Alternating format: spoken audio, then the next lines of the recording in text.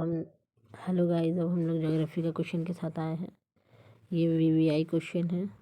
ठीक है, चलिए ज्योग्राफी का है वीवीआई क्वेश्चन। चलिए, सब्जेक्टिव है, उसके बाद मैं ऑब्जेक्टिव भी कराऊंगी। चलिए हम लोग पहले समझते हैं, क्योंकि मैं पहले सब्जेक्टिव इसलिए करा रही हूँ क्योंकि अगर सब्जेक्टिव अगर आपको याद हो जाएगा तो फिर आपको ऑब्जेक्टिव याद हो ही जाएगा।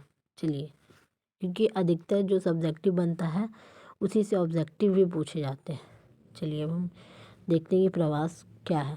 तो क्वेश्चन पूछ रहा है कि प्रवास, यहाँ पे लिखा हुआ है। पहले तो आपको क्वेश्चन पेपर में इसी तरह देगा कि नहीं 5 प्रश्नों के उत्तर दें।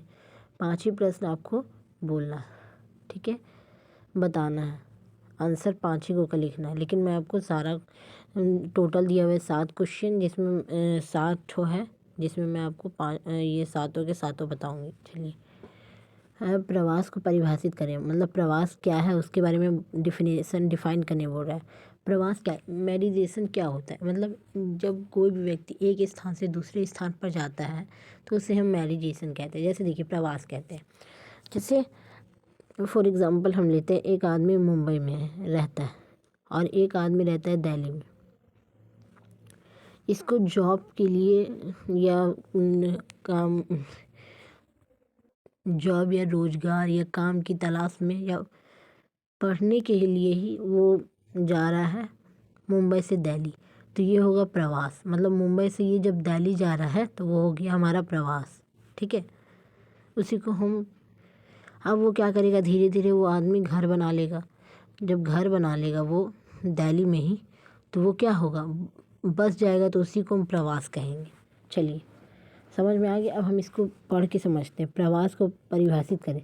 ठीक है, चलिए, किसी एक व्यक्ति या व्यक्तियों, मतलब अब वो जब बस जाएगा, वो आदमी जब बस जाएगा तो वो अपनी फैमिली को भी ले आएगा। ठीक है, जब वो काम करने लगा और घर भी ले लिया तो अपने फैमिली को भी ले आएगा ना, तो उसी को हम प्रवास कहेंगे। ठीक है, इसके कारण भी अलग अलग हो सकते हैं। जैसे कोई हो सकता है सामाजिक कारण, कि वहाँ पे सामाजिक व्यवस्था अच्छी हो, राजनैतिक भी वहाँ पे अच्छा हो।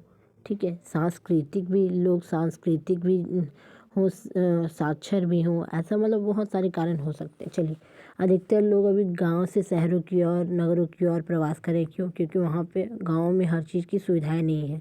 फॉर एग्ज़ाम्पल, क्या चीज़ की सुविधाएँ नहीं है, जैसे वहाँ पे रहन सहन अच्छी नहीं है, काम वगैरह लोगों को नहीं मिल रहा है, और भी अन्य कारण हो सकते हैं। ठीक है, चलिए अब हम समझते हैं। किसी एक व्यक्ति या व्यक्तियों के एक समूह को, अभी मैंने कहा फैमिली, मैंने कहा व्यक्ति, अगर एक व्यक्ति जा रहा है तो व्यक्ति, और बहुत सारे जा रहे हैं तो व्यक्ति। ठीक है, किसी एक व्यक्ति या व्यक्तियों के समूह को का एक स्थान से दूसरे स्थान पर जाकर बसने की प्रक्रिया को प्रवास कहते हैं। इसके पीछे सामाजिक, सांस्कृतिक, राजनीतिक या अन्य कारण उत्तरदायी हो सकते हैं। कितना इजी वे में शॉर्टली बता दिया। चलिए, मैंने समझा दिया, अगर मैं इस तरह से समझा दी हूँ कि आप अपने से भी बना के लिख सकते हैं। चलिए, अब हम क्या समझते हैं, कतरन और दहन कृषि। कतरन, इसको हम स्लैश एंड बर्न भी कह सकते हैं इंग्लिश में।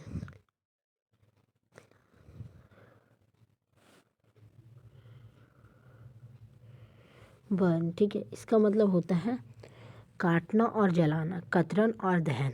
ठीक है, चलिए कतरन और दहन कृषि को परिभाषित करें, इसका भी डिफाइन करने बोल रहा है। आदिकालीन जीवन निर्वाह के लिए जो आदि मानव होते थे वो ये कृषि करते थे। ठीक है, क्या बोल रहा है, आदिकालीन जीवन निर्वाह कृषि को ही कतरन और दहन कृषि कहते हैं। ठीक है, इस कृषि में सबसे पहले जमीन को, झाड़ियों एवं पेड़ों को काटा जाता है और फिर उसे जला दिया जाता है। वनस्पति को जलाने से राख बनती है, उसे मिट्टी में मिला दिया जाता है, उसके बाद फसल उगाई जाती है। अब हम इसको इजी वे में समझते हैं। कतरन और दहन कृषि उसे कहते हैं, जैसे जब किसान जो रहता है, जो निर्वाह रहता है, लोग रहता है, वो लोग क्या करता है, तो वो लोग जैसे गर्मियों में ऋतु जब मैं बताई थी उसमें मैंने बताया था कि ग्रीष्म में ऋतु मैदानी भागों में जाते, जब शीत ऋतु रहती है तो मैदानी भागों में जाते हैं, और जब ग्रीष्म पड़ जाता है तो मैदानों से पहाड़ों की ओर आते हैं। जब गर्मी आती है तो ये लोग इसको ऋतु प्रवास कहते हैं। लेकिन यहाँ पे कतरन और दहन कृषि पूछ रहे हैं, तो कतरन और दहन कृषि, ठीक है। तो ये चलिए देखिए, आदिकालीन जीवन निर्वाह कृषि को ही कतरन और दहन कृषि कहते हैं। बोल रहा है जब पशु चारा जो पशु वगैरह को जो चराते हैं, जो पशु चारक होते हैं, वो लोग क्या करते हैं, मतलब कोई एक क्षेत्र में जाके पहले रहते हैं, ठीक है। यहाँ पे पशु चारक है, ठीक है, पशु चारक है। अब वो एक क्षेत्र में रह रहे हैं, अब वहाँ पे एक कृषि कर रहे हैं। तो कृषि करते कृषि इनकी उपजाऊपन ख़त्म हो गया, तो वो यहाँ की जितने भी पेड़ पौधे हो गए, उससे वो क्या करते हैं, पेड़ पौधों को जला देते हैं, ठीक है। उसको वो जला देते हैं, जला दिए।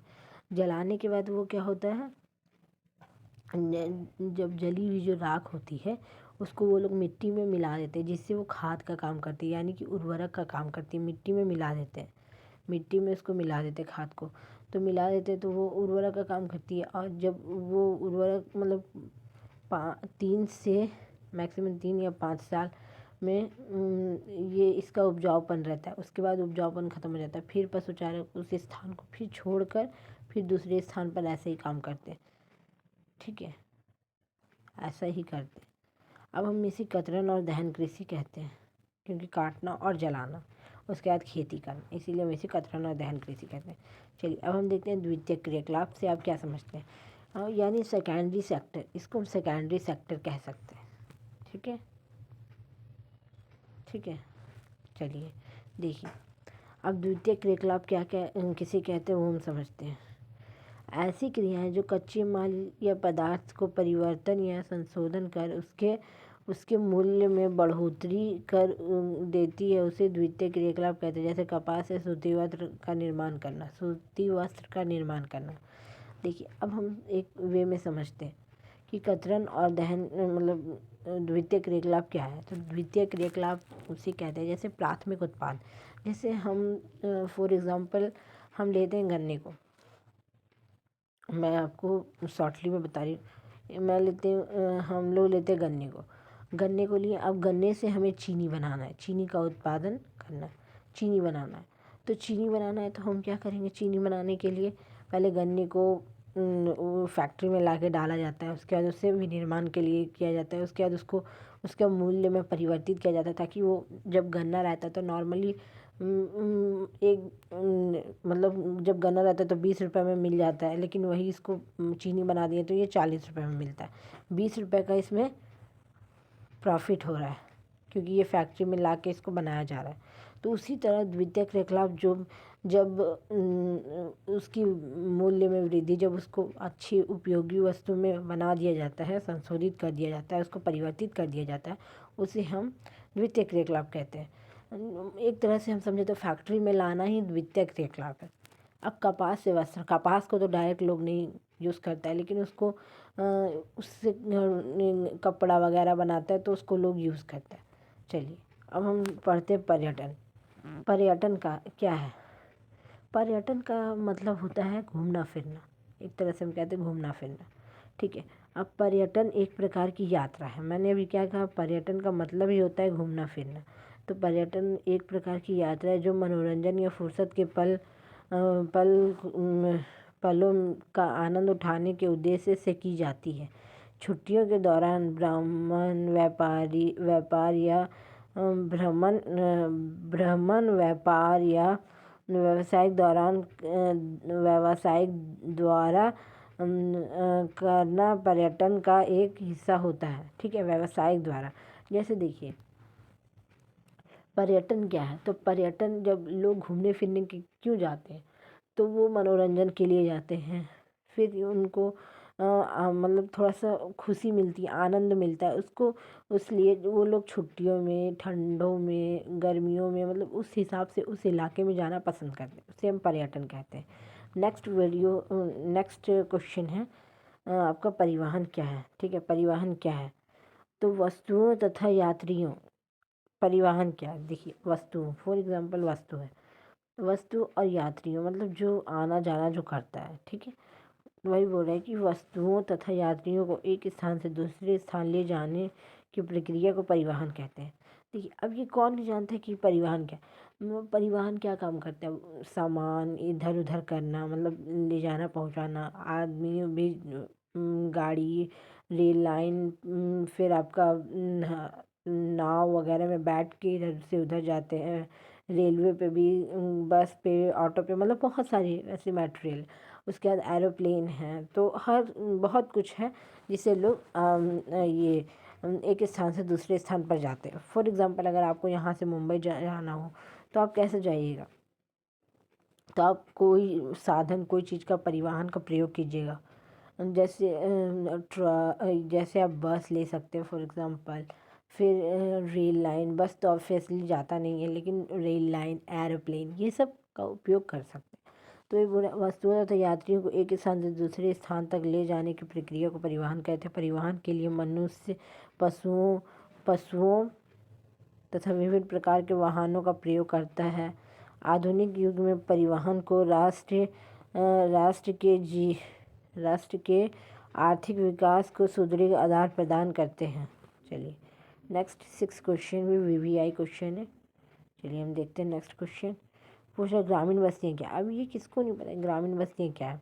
बहुत इजी वे में देखिए, क्वेश्चन बेसिकली क्वेश्चन ऐसे ही आते हैं कि लोगों को जो एग्ज़ाम के पॉइंट ऑफ व्यू से क्वेश्चन बहुत इंपॉर्टेंट है, इसलिए मैं इस क्वेश्चन को सॉल्व कर दी।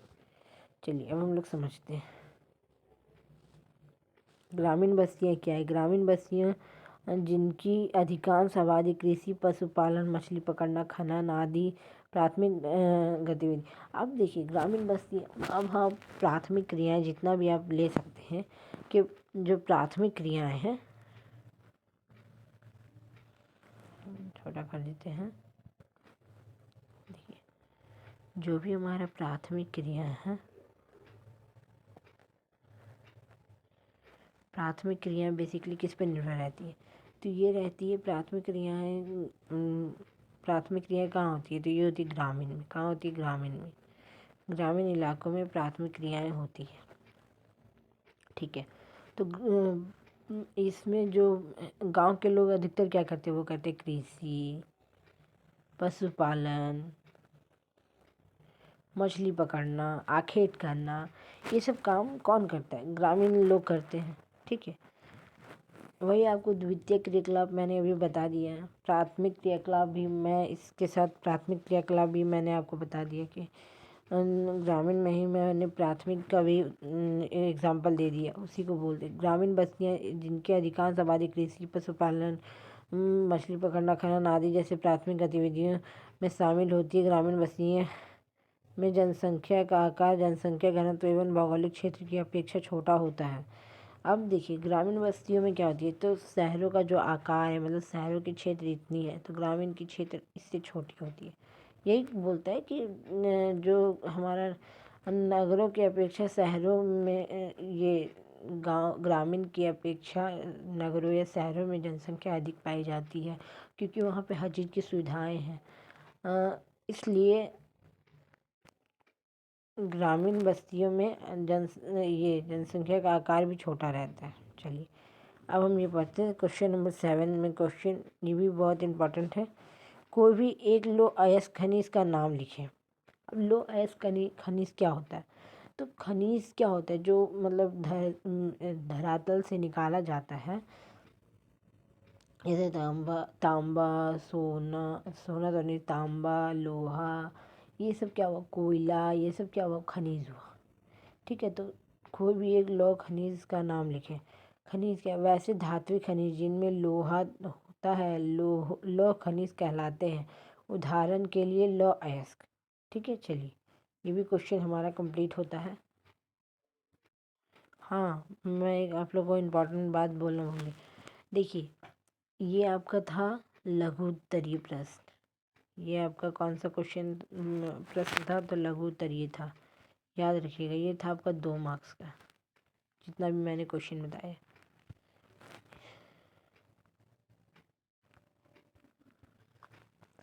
अब देखिए हम देखते हैं कुटीर उद्योग कुटीर उद्योगों के किन्हीं 3 विशेषताओं का उल्लेख कीजिए। ये भी आप समझ लीजिएगा तो इजी वे में आप लिख दीजिएगा। चलिए अब हम समझते हैं। वैसे उद्योग जिनमें उत्पाद एवं सेवाओं का सृजन अपने घर में ही किया जाता है, ठीक है, किया जाता है, ना कि किसी कारखाने में वैसे उद्योग को कुटीर उद्योग कहते हैं। देखिए अब हम समझाते हैं। जैसे कुटीर उद्योग क्या है, तो कुटीर उद्योग वो उद्योग होता है जो वो उद्योग होते हैं जिनमें मतलब कोई मशीन का प्रयोग नहीं किया जाता है। लोग अपने घर पे ही उस चीज़ का उत्पादन करते हैं, उसे बनाते हैं। फॉर एग्ज़ाम्पल जैसे कोई कॉपी की फैक्ट्री ले आया और कॉपी को घर पे ही बना रहा है, तो फैक्ट्री जब लाया है तो घर पे ही उत्पादन, जैसे फैक्ट्री लाया, अगर फैक्ट्री ले आता है तो वो बड़ी मात्रा में, जैसे उसमें तो खर्च अधिक लगेगा। बट अगर कोई चीज़, जैसे फॉर एग्ज़ाम्पल हम ले सकते हैं सिलाई, ठीक है, सिलाई क्या है, तो सिलाई में लोग घर ही के सदस्य मिलके काम करते हैं, उसको हम कुटीर उद्योग कहते हैं। जैसे टोकरी बनाना, दिए बनाना, आपका मिट्टी के बर्तन बनाना वगैरह वगैरह बहुत चीज़ें आ जाती हैं। चलिए इसी को हम कुटीर उद्योग कहते हैं। अब कुटीर उद्योग की 3 विशेषताएं लिखने बोले तो हम 3 विशेषताएं स्पेशलिटी लिख लेते हैं। क्या बोले फर्स्ट वाला देखिए, कुटीर उद्योग की स्थापना में न्यूनतम पूंजी निवेश होता है एवं कम कीमत की मशीनों एवं व उपकरणों का प्रयोग किया जाता है। कुटीर उद्योग की स्थापना में न्यूनतम पूंजी निवेश होता है एवं कम कीमत की मशीनों व उपकरणों का उपयोग किया जाता है। वस्तुओं, देखिए अब क्या बोल रहा है, इसमें पूंजी भी कम लगती है और फिर उत्पादन भी मशीनों या उपकरणों का उपयोग किया जाता है। कम मशीनों का और उपकरणों का उपयोग किया जाता है, मतलब नामात्र भी हम कह सकते हैं। मैंने अभी समझा दिया। सेकेंड लाइन बोला, वस्तुओं के निर्माण में पूरा परिवार का सहयोग होता है। अभी मैंने बताया कि परिवार के सदस्य मिलकर इसको चलाते हैं। चलिए कुटीर उद्योग में प्राय स्थानीय आवश्यकताओं की पूर्ति की जाती है तथा वस्तुओं के उत्पादन में स्थानीय तकनीकों का प्रयोग किया जाता है। अब यहाँ पे क्या बोल रहे हैं कि कुटीर उद्योग में प्राय आवश्यकताओं की पूर्ति, मतलब जैसे कोई क्षेत्र में फॉर एग्ज़ाम्पल रांची में कोई चीज़ का फैक्ट्री है और कोई रांची में कोई फैमिली रहता है, वो कुछ उत्पादन कर रहा है, वो रांची तक ही भेज पा रहा है, वो अन्य देशों में भेज ही नहीं पा रहा है, तो उसी को हम कहेंगे कुटीर उद्योग। ठीक है, मतलब अपना रांची का ही वो ज़रूरत को पूरा कर रहा है, बाहर का ज़रूरत को वो पूरा नहीं कर रहा है। चलिए सड़क परिवहन के 3 लाभ लिखिए। सड़क परिवहन के 3 लाभ, जैसे अभी हमने कुटीर उद्योग के 3 लाभ देखे, उसी तरह हम सड़क परिवहन के 3 लाभ देखेंगे। सड़क परिवहन क्या है? सड़क परिवहन यानी सड़क परिवहन का ही मतलब है कि सड़क पे गाड़ी चलाना वगैरह। ठीक है, चलिए वैसा परिवहन जो लोगों एवं माल को एक स्थान से दूसरे स्थान पर पहुंचाने के लिए सड़क का उपयोग करता है, सड़क परिवहन कहलाता है। अब देखिए सड़क परिवहन क्या है, तो वैसा परिवहन जो सामान और मनुष्य को एक स्थान से दूसरे स्थान पर पहुंचाने के लिए सड़क का उपयोग करता है, सड़क परिवहन कहलाता है। सड़क परिवहन के 3 लाभ हैं।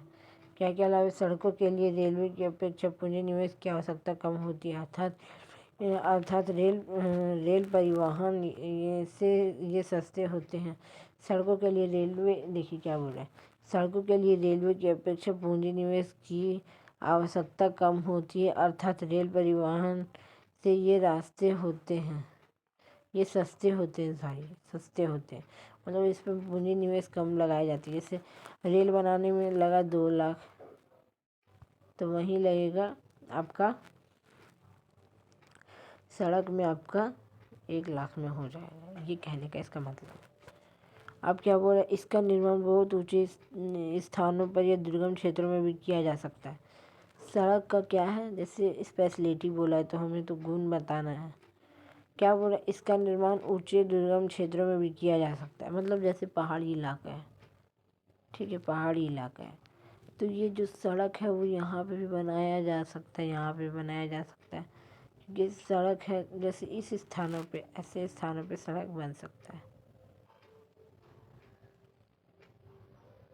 ऐसे स्थानों पर सड़क बन सकता है, बट ऐसे स्थानों पर ट्रेन नहीं बन सकता, कि ट्रेन के लिए शायद चाहिए समतल भूमि, ऐसी चाहिए ट्रेन के लिए, चाहिए ना, तो ये नहीं बन सकता। वही बोला, इसका निर्माण बहुत ऊंचे स्थानों या दुर्गम क्षेत्रों में भी किया जा सकता है।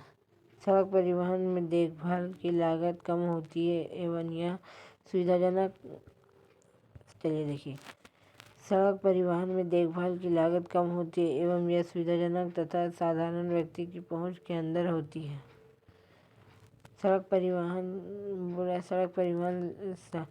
ये आम आदमी भी सड़क का उपयोग कर लेता है, पर रेल का उपयोग करने में थोड़ी सी आदमी को घबराहट होती है, क्योंकि उसमें पैसा भी लगता है, कहीं दूर जाना होता है, और पैसा तो सब चीज़ में लगता है। लेकिन आज का लास्ट क्वेश्चन, चलिए हम देख लेते हैं, क्वेश्चन नंबर 10।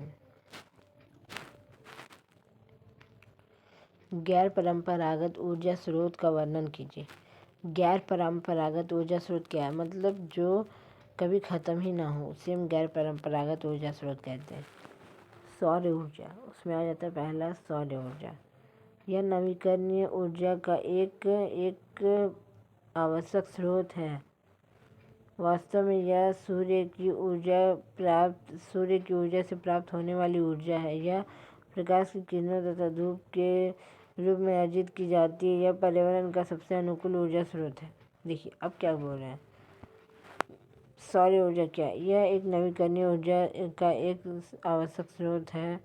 यह नवीकरणीय ऊर्जा का एक आवश्यक स्रोत है। वास्तव में यह सूर्य ऊर्जा प्राप्त होने वाली ऊर्जा है। यह प्रकाश की किरणों तथा धूप के रूप में अर्जित की जाती है। यह पर्यावरण का सबसे अनुकूल ऊर्जा स्रोत है। पवन ऊर्जा नवीकरणीय ऊर्जा स्रोत है। यह स्वच्छ एवं सुरक्षित होती है। पृथ्वी के जिन क्षेत्रों में अधिकांश दिनों में तीव्र गति से हवाएं चलती है, वहाँ पवन चक्कियों को लगाकर पवन ऊर्जा का उत्पादन किया जाता है। अब बायोगैस क्या है? यह मानव के एवं पशुओं के मूल घरेलू कार्बनिक अपशिष्ट पदार्थों